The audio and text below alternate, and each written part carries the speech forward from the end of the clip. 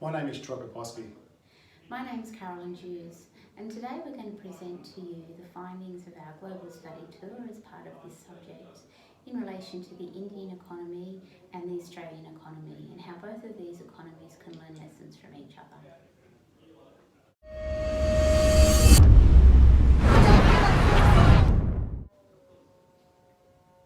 So today we'll cover off an introduction to both economies, cover off an executive summary that will look at the key findings of this report. We'll look at the fast facts of both economies, including some of the key strategic priorities. Then we'll break out into an analysis of each individual sector, including resources, education, mining and infrastructure. And then we'll summarise the key recommendations and conclusion on how we want to take both economies forward. The intention of this video is to look at the learning opportunities that each economy can obtain by looking at what's happening in the other economy. Both India and Australia have key economic priorities, and these have been set out in documents like Make in India and also the Australian Government Economic Strategy for India to 2035. We're going to investigate some of the partnerships that already exist between the countries in terms of doing trade and some of the other strategic opportunities that are available. We're also going to look at the opportunities for investment, particularly in large infrastructure projects, and the role that that Australia and India will have in supporting each other's economies to grow. There will be a number of key opportunities highlighted in this report. We know that the opportunities in India relate to the population growth, the rising consumer class and middle class, and the young population available to fuel the workforce into the future. There will be a requirement for key productivity initiatives due to the rising population, and there will also be a key change in the ease of doing business between India as well as Australia, especially other international companies wanting to do business in India. And we know that this is an opportunity for India. Currently they're ranked 77 worldwide as in the Ease of Doing Business Index. And while this has significantly increased over the last decade, there's still an opportunity to make the country much easier to trade with. And India is doing a lot at the moment in terms of how they're changing taxes and making it easier for foreign investments.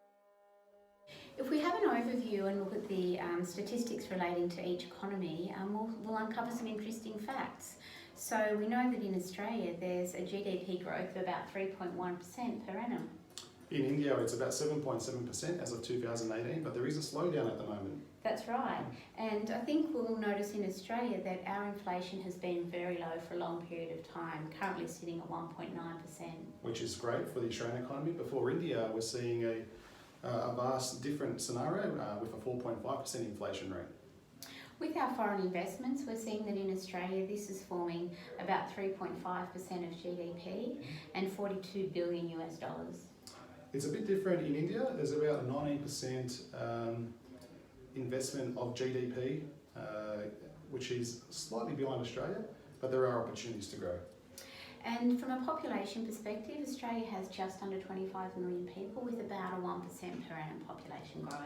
And India, we all know what India is, 1.3 to 1.35 billion and a growth rate of about 1%. So it's going to cause a lot of challenges for India, but also a lot of opportunity. Yeah, that's right. And so from that we can see that there's some similarities but also some differences in the economies of Australia and India.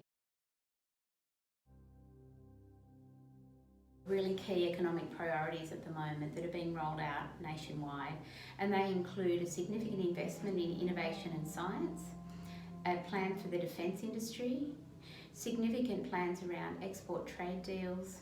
The government's offering tax cuts and incentives for small business to stimulate the economy.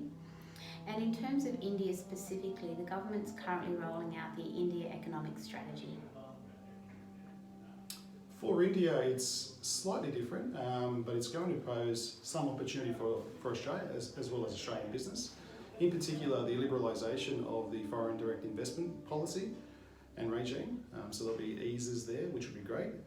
Employment and job creation is key, as well as Make in India, Skill India and Digital India.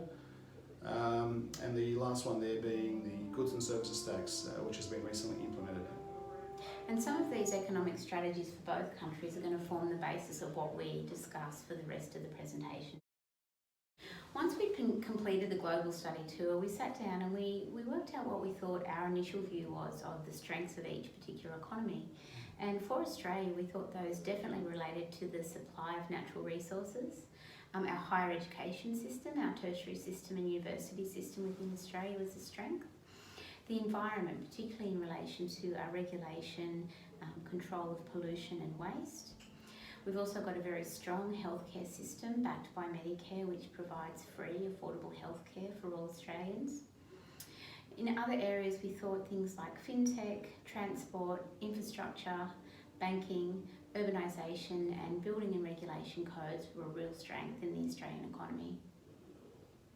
The strengths in India were slightly different. A lot of them are based off their current economic growth as well as the large scale of opportunity in the country.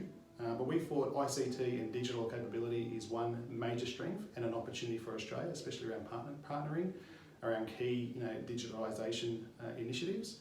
The other one is around intellectual property and the size of the labour force. A lot can be done there. Other strengths for the Indian economy include startups and entrepreneurial focus. The customer service and hospitality industry is a key strength. And there are a number of partnership opportunities that we have found also. And those partnership opportunities include areas like fintech, banking, the ICT and digital sector. Absolutely, and education, in particular around tertiary education and the opportunities there. And the other one is the key opportunities that will come from a deregulation of the whole foreign direct investment regime. And of course tourism in both countries. Absolutely. Australia and India, two vast nations that are rapidly drawing much closer together. When Prime Minister Modi made his historic visit to Canberra, he told Australia's National Parliament that the bilateral relationship had reached new heights. And in every sector, Australia has immense opportunities to participate in India's progress. To allow us to identify the key lessons for each economy, we're going to do a deep dive into the key business sectors. And this will include initially looking at the business environment and trade policy in both countries. It will also look at infrastructure, education, agribusiness, investment opportunities, financial services, science, resources and mining, agribusiness, health, energy, sport, and a number of other smaller sectors including defence and security and tourism. World. Is this finally India's moment? We'll start by an investigation of the business economy and trade policy. We know that in India there's a large base of unskilled workers, and India is really looking to develop its industrial base to attract export-orientated manufacturing as part of the Make India initiative, and also to provide employment for the growing population. India currently has significant policy barriers and red tape when it comes to ease of doing business, and has a ranking of 77 of 103 economies in this respect. The key learning opportunities in this sector are that India could learn from Australia's free trade agreements when reviewing policy to become a more open country to trade with.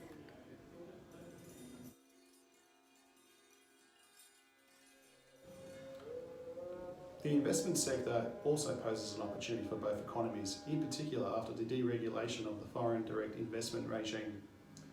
For Australia, it's evident that they're trying to get into the Indian economy.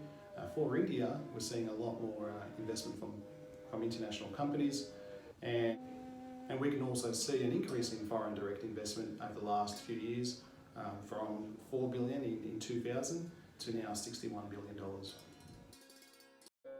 This record investment will now be shown. Prime Minister Narendra Modi came into power in 2014. His government has attracted record foreign direct investment. Modi has been credited for his strong reform agenda to improve India's business environment. The World Bank gave a nod to his efforts. The Make in India campaign is aimed at attracting foreign investment to allow jobs growth in the export manufacturing sector. And key learning outcomes from the investment sector include the utilisation of India's foreign investment. Australia has the opportunity to build on current investment in India, although there is reform needed in India to ensure ease of doing business with investors.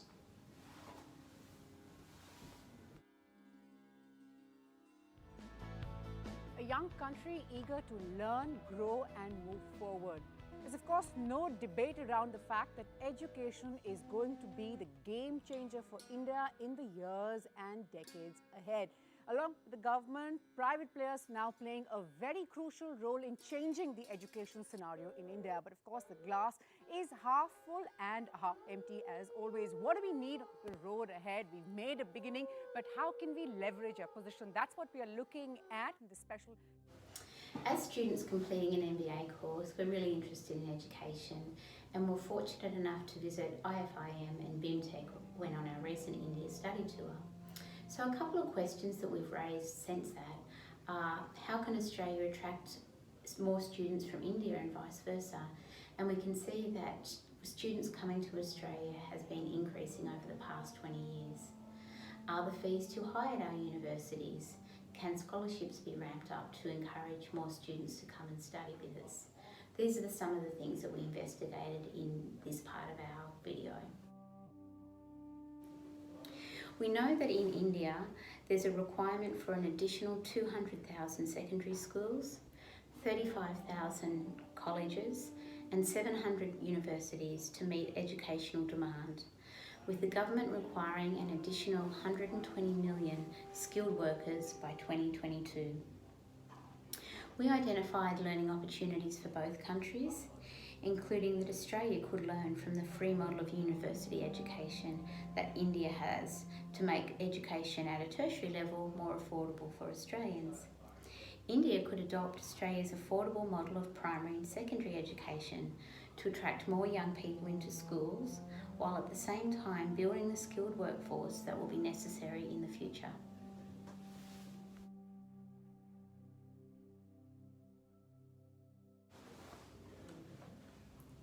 In regards to the resources and mining sector, India will have a strong demand for resources to fuel energy consumption in the coming years, in particular in the rural areas. This demand and continued economic growth will ensure a continued need for Australian resources and investment out of Australia.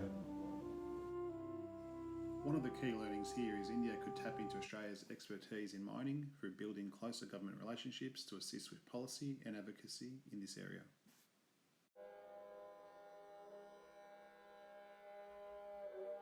Let's talk about technology.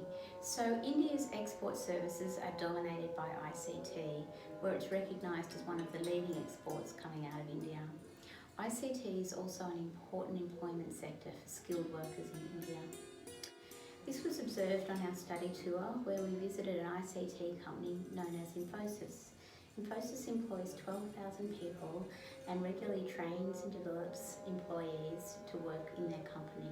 Infosys also has a presence worldwide, providing ICT services to many countries. We're also seeing the rise of digital India. There's currently more than 300 million internet users, 900 million mobile subscriptions, 185 million mobile internet users, 100 million social media users, and in 2014 we saw the shipment of more than 80 million mobile phones, particularly smartphones. Australia can learn a number of things from India in relation to technology, including we could benefit from India's expertise and leadership in the area of technology to build the Australian economy. Another area we could benefit is in relation to the startup businesses. The Indian government has a significant focus on startups by providing funding and going into partnerships with these individuals to allow people to generate new business, create employment and add to the Indian economy.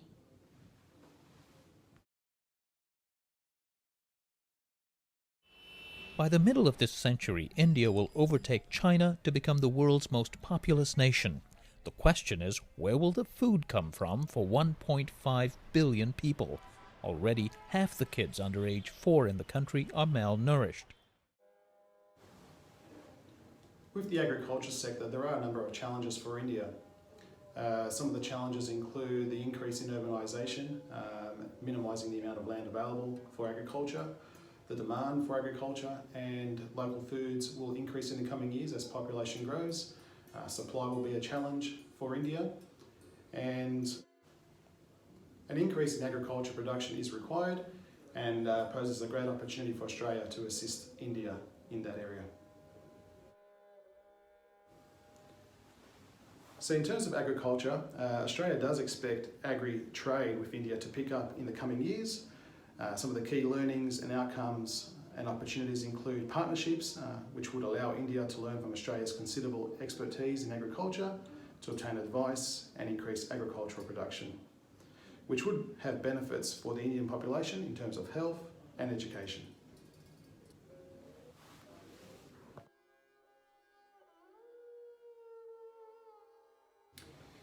In regard to tourism, this is a really important sector for the Australian economy, with projections that the sector will grow to $134 billion in the current financial year. India represents a major growing travel market, with projections that 70 million Indians will travel overseas by the year 2035, and that affluent travellers will seek personalised experiences. Australia has recently launched a travel campaign to attract these Indian visitors to our shores. The opportunities in regard to tourism are that we now know Indian tourism is growing significantly, and Australia could be an advocate to attract more Indian tourists through a range of measures, including the current campaign, increasing the number of direct flights between India and Australia, and developing a collaboration with the Indian government to encourage more travel and government travel between both countries.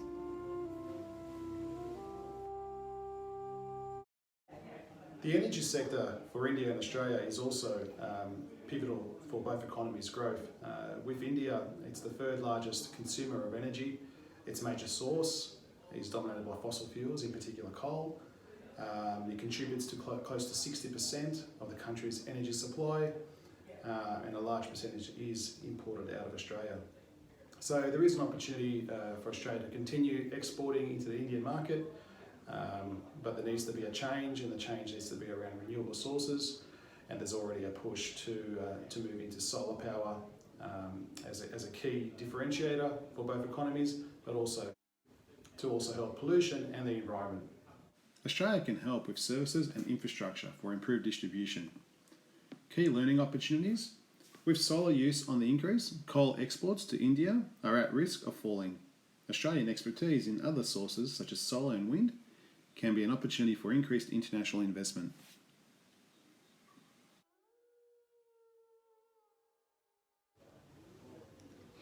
In the health sector, we know there's a number of acute problems that India faces today. There'll be a rise in infectious disease, along with a growing population and a growing consumer class with more demands. There'll also be more ailments related to age. The opportunities here are for Australia to provide expertise within the health sector and also to benefit from increased exports. In 2017, Australia imported $335 million of medications from India and only exported $16 million. Infrastructure and urban development also is an opportunity for India. India does struggle with the level of investment in infrastructure, as well as the capability and the stress from the population growth.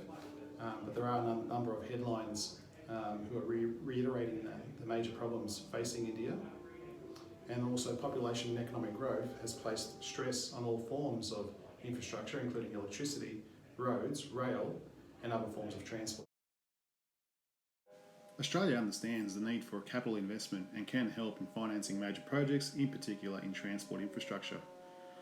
India's plan to build 100 smart cities has attracted global attention, with already Australia, USA, China, Japan joining forces to help.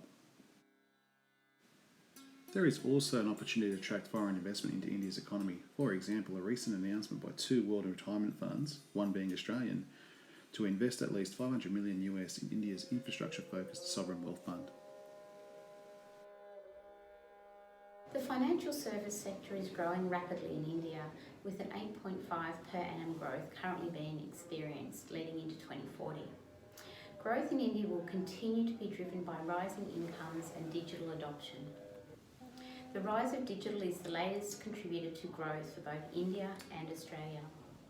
The learning opportunities in the financial sector include Australia being able to provide expertise in areas such as insurance and fintech, India assisting Australia with technology solutions that can potentially replace legal systems, and Australia assisting India in supporting the development of the pension system. And finally, we have sports, science, innovation, defence and security. In regards to sport, Australia can provide India with a number of varying training systems to help improve capability. From a science and innovation point of view, both countries need both the outputs from science and innovation to advance productivity and increase economic growth. In regards to defence and security, Australia can help cyber security efforts in India, and that's due to the changing pace of digital technology and adoption.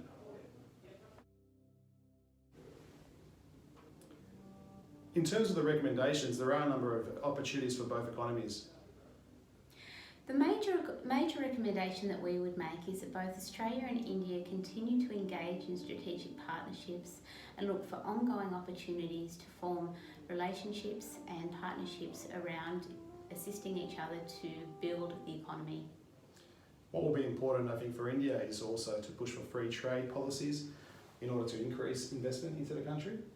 And I think for Australia, it's really important to us to tap into the ICT expertise that India can offer.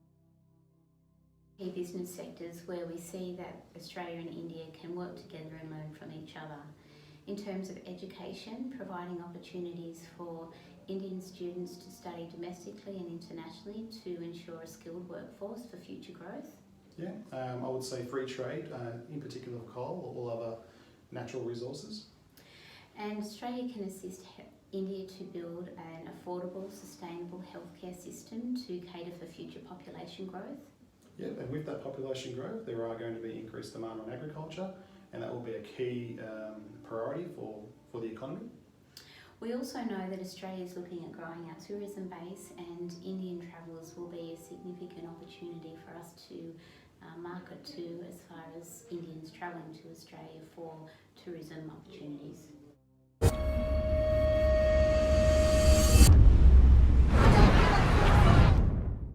In conclusion, we've come to understand that both governments have recognised the opportunity and the need for strategic alliances and for growth in the economy. And we've seen this with the development of documents and policies such as Make It India and the Economic Strategy to 2035, where the Australian government is looking at investment and partnership with India. Agreed. And the key to activating these opportunities is through developing strategic partnerships and relationships at a number of levels. For example, with what the University of Wollongong did with BINTEC, and also other investments in private and public sectors throughout the economy.